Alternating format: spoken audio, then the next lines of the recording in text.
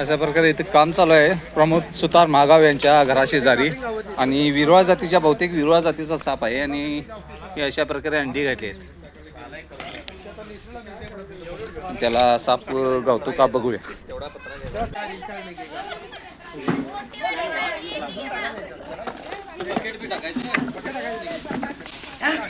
हे अंडी बी त्याच्यावर.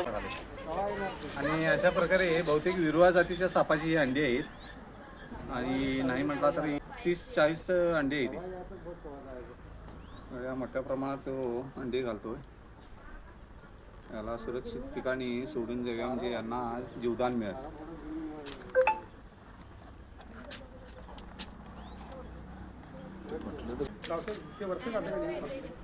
ते अंड्याचं जरा उचल तिकडे. अंड्याचं उचल तिकडे. पाईप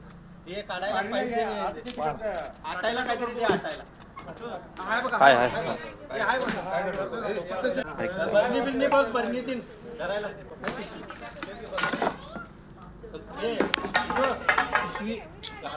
पिशवी बरणी विरवा जातीचा हा साप आहे. विरवा चावण्यासाठी कोणच नाही. विरवा जातीचा बिनविषारी साप आहे हा. पूर्ण जाईल. हे चावण्यासाठी खूप अग्रेसिव्ह असा साप आहे. याला विष नसतं पण माणूस घाबरून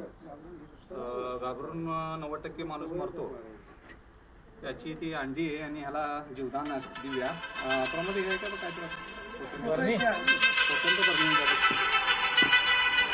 काय एक मिनिट आलं.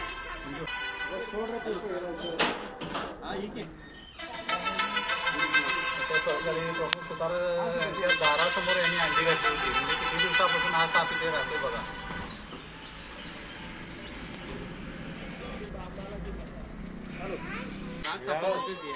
नागसापाचा फणा त्याच्या दिसतोय. लोकांना वाटतं की नागच आहे पण त्याचा कलर हा वेगळा आहे. निळसर पिवळा हिरवट असा कलर आहे. विरवा बिनविषारी ही अंडी नाही म्हणलं 40 अंडी असणार. एवढी अंडी ही दारासमोर प्रमोद सुतार महागाव यांच्या घराशेजारी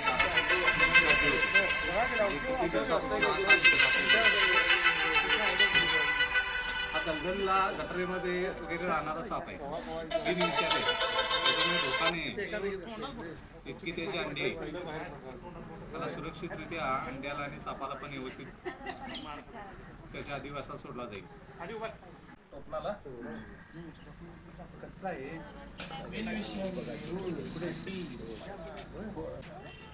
बघा. आणि जरा मोठी पाहिजे. बाहेर नाही जरा म्हणजे बाहेर